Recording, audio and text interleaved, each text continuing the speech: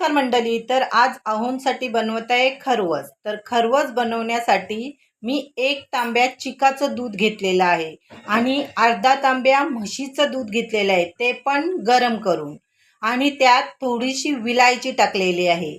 आणि इकडे एकीकडं मी पाणी गरम करत ठेवलेलं आहे. आता ह्या गरम झालेल्या पाण्यात आपण हा टोप स्टँडवर ठेवून देऊ आणि आता बघूया 20 मिनिटानंतर कसा आपला खरवस तयार होतो तो.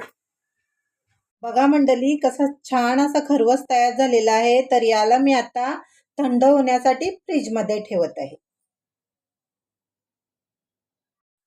हा बोल ना. मी तुमच्यासाठी खरवस बनवलाय, टेस्ट करून सांगा ना कसा झालाय तो. बघून तर छान दिसतोय. Thank you. नेहमीप्रमाणेच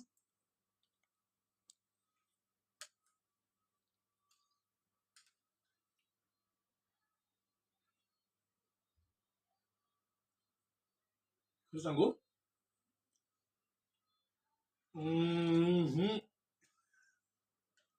काय चांगला ना झाला? हा, माझ्या मुलांना खायला दिला, मी स्वतः खाला, तर मुलं बोलतात मम्मी छान झालंय. त्या आर्यननी तर 2 वेळा घेतला. हो हो हो, मस्ती केली तुझी मी. काय तू. मस्ती कशाला करायची?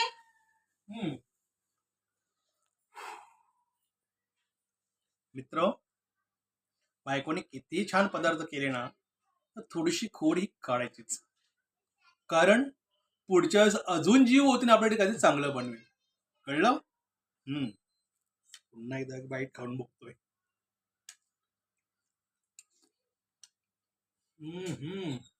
अप्रतिम.